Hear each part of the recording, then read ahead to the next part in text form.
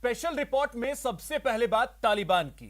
अफगानिस्तान पर तालिबान का कब्जा होने के बाद कयास लगाए जा रहे थे कि अब वहां पर बम, गोली और बारूद का दौर कुछ हद तक थम जाएगा, लेकिन पिछले कुछ दिनों से हालात ने अचानक करवट ले ली है। अब तालिबान के ऊपर सिलसिलेवार ढंग से हमलों को अंजाम दिया जा रहा है। गौर करने वाली बात यह है कि हमले कोई और नहीं बल्कि Islamic state of Khorasan province कर रहा है। आखिर आईएसआईएस तालिबान के पीछे क्यों पड़ा है, जानने के लिए देखिए यह स्पेशल रिपोर्ट।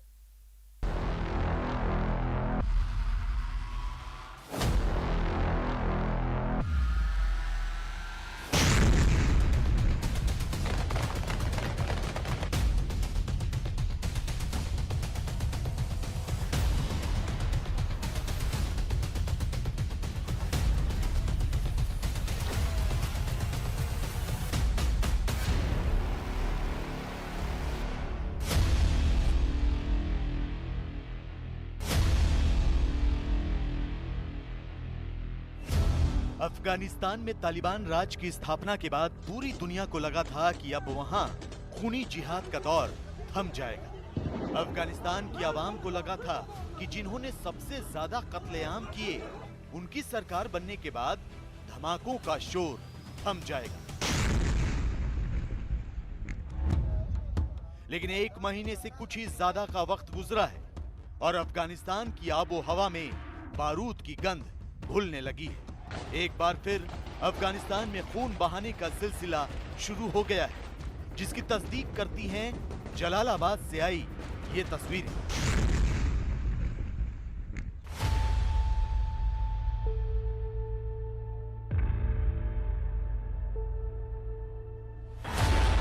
अफगानिस्तान के नंगरहार प्रांत के जलालाबाद शहर में एक के बाद एक धमाके हो रहे हैं। बेकसूर लोगों के साथ तालिबानी आतंकियों का खून बह रहा है। जलालाबाद शहर में मौत का सन्नाटा पसरा है।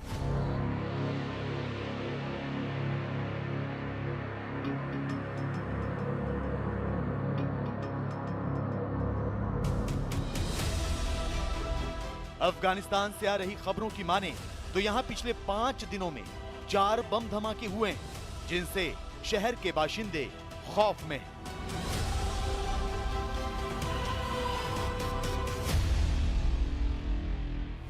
सवाल ये कि इन बम धमाकों के पीछे किसका हाथ है? कौन है जो तालिबान राज में भी खूनी खेल खेलने की जुर्रत कर रहा है?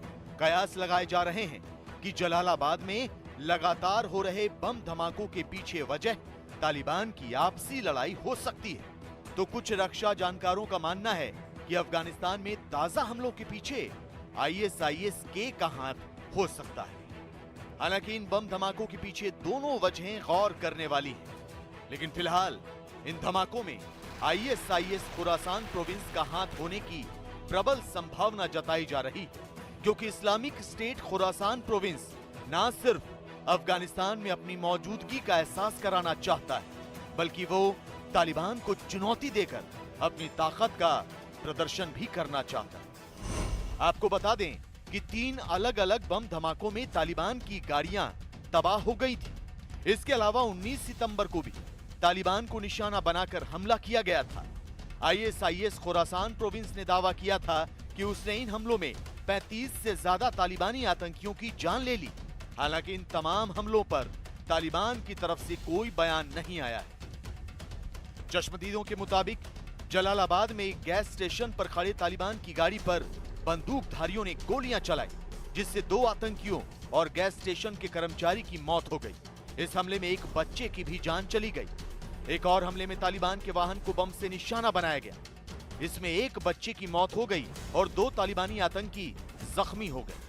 जलालाबाद में ही तालिबान के वाहन पर एक और बम हमला किया गया, जिसमें एक व्यक्ति घायल हो गया। ऐसी रिपोर्ट्स हैं कि इस्लामिक स्टेट खुरासान ने जलालाबाद में हुए हाल के हमलों की जिम्मेदारी ली है।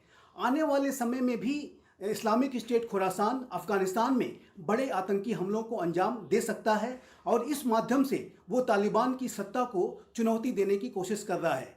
वर्तमान समय में तालिबान और इस्लामिक स्टेट खुरासान के बीच में अफगानिस्तान में वर्चस्व की लड़ाई चल रही है। अगर आईएसआईएस खुरासान प्रोविंस इन तमाम हमलों को अंजाम दे रहा है तो इसके पीछे वजह क्या है? आईएसआईएस खुरासान प्रोविंस और तालिबान दोनों का मकसद तो एक ही है। दोनों को ही अफगानिस्तान में शरिया लागू करना था और तालिबान वही काम कर रहे हैं। फिर आईएसआईएस खुरासान प्रोविंस तालिबान के पीछे क्यों पड़ा है? दरअसल आईएसआईएस खुरासान प्रोविंस अफगानिस्तान में साल 2015 से ही अपनी मौजूदगी दर्ज कराने की कोशिश कर रहा है, लेकिन तालिबान के सामने आईएसआईएस खुरासान प्रोविंस कभी खड़ा नहीं हो पाया। वहीं इराक और सीरिया में बुरी तरह हारने के बाद आईएसआईएस पहले से कहीं ज्यादा कमजोर हो गया। लिहाजा अब Islamic State Khorasan province Afghanistan में अपने पैर जमाना चाहता है। आईएसआईएस के अपनी आतंकी फौज में नए रंगरूटों की भर्ती कर अपनी ताकत बढ़ाना चाहता है।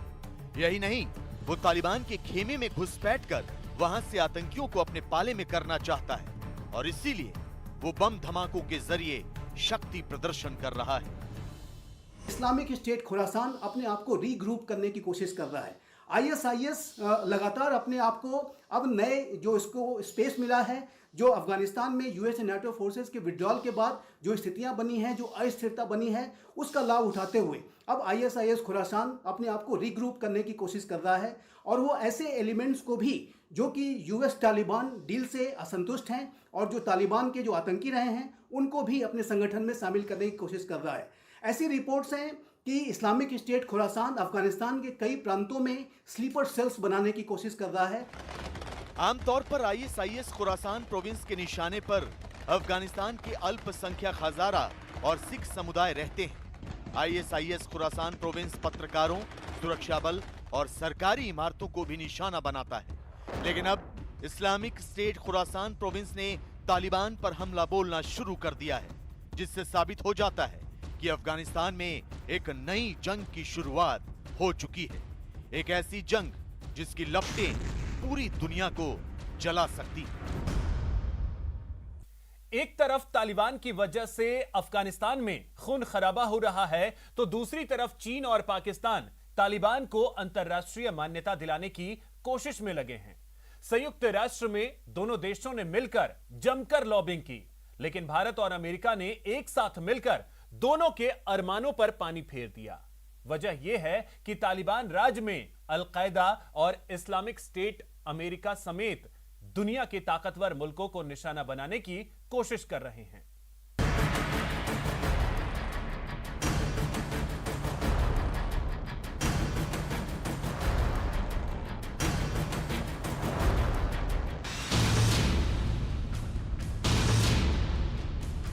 अफगानिस्तान पर काबिज होने के बाद तालिबान अंतर्राष्ट्रीय मान्यता के लिए एड़ी चोटी का जोर लगा रहे हैं। तालिबान के खैर ख्वाह चीन और पाकिस्तान भी उन्हें संयुक्त राष्ट्र से मान्यता दिलाने की कोशिशों में जुटे हैं। पहले एससीओ में तालिबानी प्रतिनिधित्व को लाने की कोशिश की गई, बात नहीं बनी तो सार्क विदेश मंत्रियों की बैठक में पाकिस्तान ने तालिबानी प्रतिनिधि को शामिल करने की मांग पुरजोर तरीके से उठाई, लेकिन सार्क देशों ने पाकिस्तान की मांग को खारिज कर दिया और इसी वजह से बैठक भी रद्द हो गई। लेकिन पाकिस्तान और चीन यहीं नहीं रुके। पाकिस्तान ने संयुक्त राष्ट्र में तालिबान के प्रतिनिधि को मान्यता देने के लिए लॉबिंग करनी शुरू कर दी, तो वहीं चीन ने संयुक्त राष्ट्र सुरक्षा परिषद में तालिबानी नेताओं को यात्रा में मिली 90 दिनों की छूट की समय सीमा बढ़ाकर 180 दिन करने का प्रस्ताव पेश कर दिया। जबकि पूरी दुनिया को पता है कि तालिबान सरकार में फिलहाल 14 ऐसे सदस्य हैं जो संयुक्त राष्ट्र सुरक्षा परिषद की आतंकी ब्लैकलिस्ट में हैं। इनमें तालिबान सरकार के प्रधानमंत्री मुल्ला मोहम्मद हसन अखंद और सिराजुद्दीन हक्कानी भी शामिल हैं। सिराजुद्दीन के सिर पर अमेरिका ने $1 करोड़ का इनाम भी रखा है। लिहाजा भारत की अध्यक्षता में तमाम देशों ने चीन और पाकिस्तान के प्रस्तावों को मानने से इनकार कर दिया। सदस्य देशों का मानना है कि तालिबान पर फिलहाल नजर रखने की जरूरत है।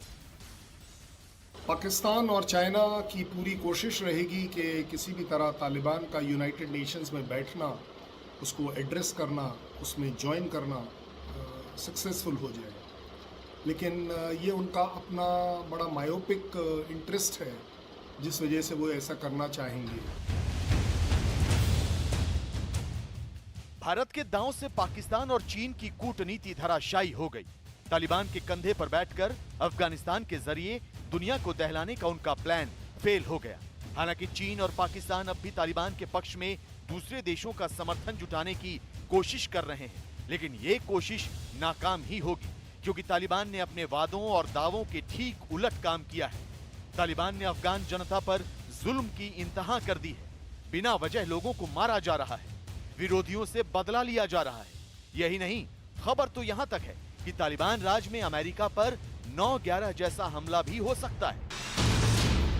अमेरिका की खुफिया एजेंसी FBI यानी संघीय जांच ब्यूरो के निदेशक क्रिस्टोफर रे ने चेतावनी दी है कि अफगानिस्तान पर तालिबान का कब्जा अमेरिकी चरमपंथियों को अमेरिकी धरती पर हमले की साजिश रचने के लिए प्रेरित कर सकता है। रे ने senate homeland security and government affairs committee के सामने कहा है कि घरेलू आतंकवाद के मामले 2020 में 1000 से बढ़कर 2700 हो गए। चरमपंथी समूहों ने कभी भी अमेरिकी धरती पर हमले की साजिश रचना बंद नहीं किया है, जबकि अफगानिस्तान में तालिबान राज के बाद अल-कायदा और इस्लामिक स्टेट अपनी ताकत बढ़ाकर अमेरिका पर आतंकी हमले को अंजाम दे सकते हैं। FBI के डायरेक्टर का ये सोचना या ये असेस करना कि US या US से रिलेटेड किसी इंटरेस्ट पर तालिबान अटैक कर सकता है, ये अपने आप में कोई नई चीज़ नहीं है, क्योंकि तालिबान आज की तारीख में कौन है तालिबान? हक्कानीज़ आर तालिबान, खोरासान इस तालिबान, ISI इस तालिबान, इस समय तालिबान है कौन? इस चीज़ का फ़ायदा कोई भी उठा सकता है, इसमें कोई डाउट नहीं है। हालांकि ये बड़ा डैमेजिंग होगा तालिबान की अपनी क्रेडिबिलिटी के लिए। तालिबान राज में अमेरिका ही नहीं बल्कि पूरी दुनिया पर आतंकी हमलों का खतरा मंडरा रहा है। यह अमेरिका और भारत तालिबान को मान्यता देने की जल्दबाजी नहीं करना चाहते। G20 की बैठक में भारत ने तालिबान को अफगानिस्तान की सरजमी से आतंकी हमला न होने देने का वादा याद दिलाया। वहीं अमेरिका ने अपना रुख साफ कर दिया है कि अगर तालिबान हिंसा का रास्ता नहीं छोड़ते तो उनकी सरकार को मान्यता देने का सवाल ही नहीं उठता। अब प्रधानमंत्री नरेंद्र मोदी के अमेरिका दौरे पर भी अफगानिस्तान के मुद्दे पर चर्चा होगी। दो सबसे बड़े लोकतंत्र के नेता अफगानिस्तान के भविष्य पर बात करेंगे। मोदी बाइडेन की मुलाकात पर तालिबान की भी नजर है और उनके पैरोकार चीन और पाकिस्तान की भी। स्पेशल रिपोर्ट में अब बात करते हैं महंत नरेंद्र गिरी की मौत की उलझी गुत्थी की। दरअसल जिस कमरे में नरेंद्र गिरी की मौत हुई है उस कमरे का एक वीडियो सामने आया है और उसी वीडियो की वजह से इस मामले में कई सवाल उठ रहे हैं। जीवन किसने काटी? जी रस्सी हमने काटी थी। कितने लोग और थे वहां पर उतारने में? अब 3-4 लोग थे, कौन कौन था याद तो इतना ज्यादा नहीं। सर्वेश द्विवेदी से हमने बार बार पूछा कि रस्सी काटते वक्त मौके पर कौन था और कितने लोग थे, तो वो बता नहीं पा रहे थे। किसी का नाम उन्हें याद ही नहीं था। जब अंदर गए आप तो क्या कंडीशन थी कमरे की, कैसे थे महाराज जी का? महाराज जी फंदे से लटकते हुए मिले तो एक लड़का पकड़ लिया, फिर चप्पू मंगाई गई, तुरंत महाराज जी को काट के नीचे उतारा गया। उसके बाद तुरंत आजी साहब को फोन किया गया और पुलिस अधिकारियों को फोन किया गया। वो लोग मौके पे ज्यादा 10-15 मिनट में आ गए होंगे। हमने सर्वेश द्विवेदी से पूछा कि रस्सी काटने से पहले पुलिस को क्यों नहीं बुलाया, हड़बड़ी में रस्सी क्यों काटी। रस्सी के कई टुकड़े में काटने की वजह को भी हमने जानने की कोशिश की। रस्सी को भी आप लोगों ने ऊपर से अलग काट दिया था, बीच से उनके सर के नीचे भी एक रस्सी वीडियो में दिख रही है, तो एग्जैक्टली हुआ क्या था कि वो बिल्कुल पैर उनका झूलता हुआ नजर आ रहा था? जी पैर उनका झूलता हुआ नजर आ रहा था और जीवित की आशंका से हम लोग उनको उठा करके रस्सी काटे। अब 2 बार कट गई, 3 बार कट गई, इतना ध्यान नहीं है कि 2 टुकड़े में थी कि 3 टुकड़े में। महंत नरेंद्र गिरी की मौत मामले में सवाल ये भी उठ रहे हैं कि सबसे पहले आईजी को फोन क्यों किया गया, जबकि उनकी सुरक्षा में कई पुलिसकर्मी तैनात रहते हैं। स्थानीय थाने को सूचना देने से पहले आईजी को फोन क्यों किया गया? सबसे पहले कौन अधिकारी पहुंचा? उसमें जो दिखाई दे रहा है वीडियो में कोई अधिकारी पूछताछ भी कर रहा है, कौन अधिकारी है वो? कौन अधिकारी सबसे पहले? सर सबसे पहले हमने आईजी प्रयागराज जी को फोन किया, उसके बाद जाटाउन थाने को फोन किया कि सर ऐसे ऐसी घटना घट गई। अब सबसे पहले कौन आए, आईजी साहब आए कि वो आए, इतना नहीं बता पाएंगे हम लोग। वो जो बॉडी है वो नीचे रखी गई है, तो रस्सी जो थी वो रस्सी भी आप ही लाए थे शायद, जो है वो खरीद के। कितने की रस्सी मंगाई थी, क्या है पूरा मामला? रस्सी महाराज जो 2-3 दिन पहले, 1 दिन पहले मंगाए थे 500 रुपए की, वो कपड़ा सुखाने के लिए। जब आपसे रस्सी मंगाई तो आप उनके लिए तमाम सामान लाते थे जो कहते थे, तो कभी आपको शक नहीं हुआ कि कोई ऐसी मंशा है महाराज जी की? कभी ऐसी हम लोगों को मंशा हुई ही नहीं। लेकिन अभी तक इस सवाल का जवाब नहीं मिल पाया है कि महंत नरेंद्र गिरी के कमरे में सल्फास की गोलियां कहां से आई थी और कौन लेकर आया था।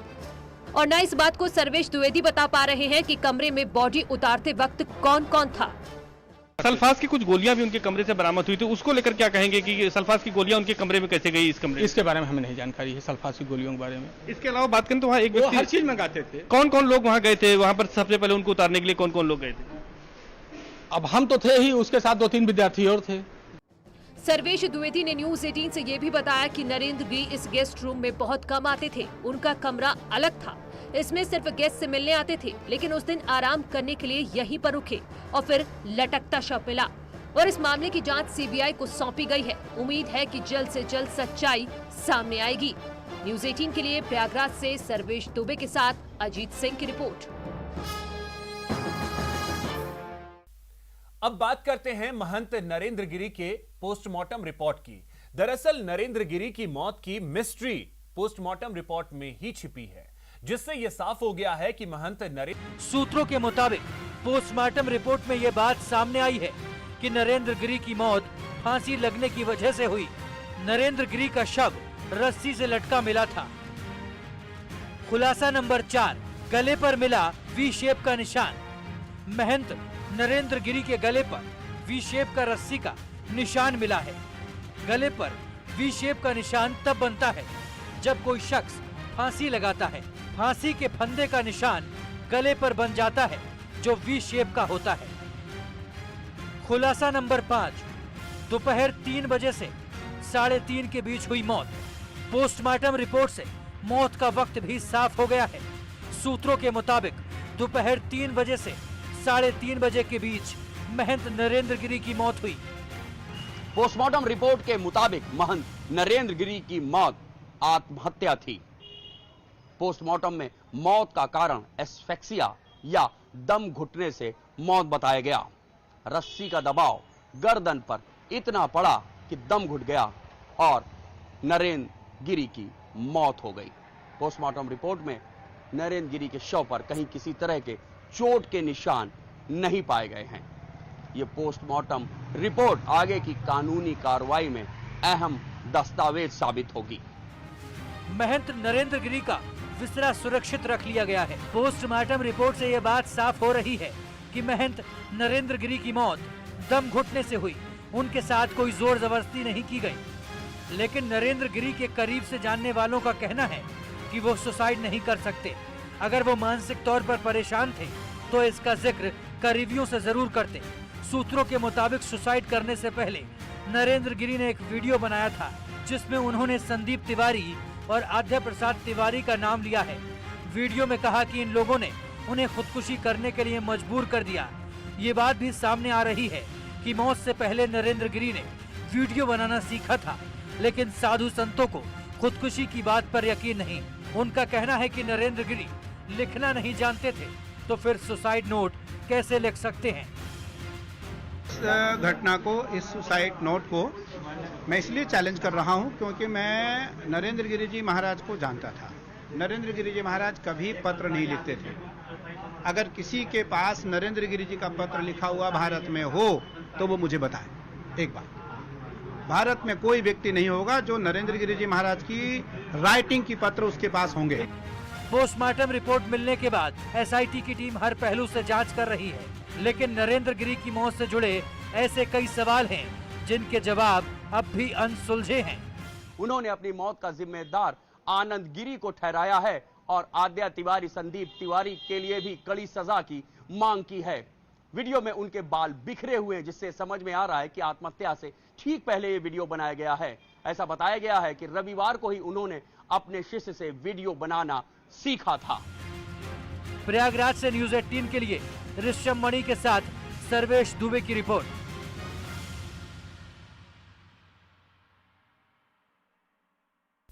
तो फिलहाल स्पेशल रिपोर्ट में इतना ही। नमस्कार।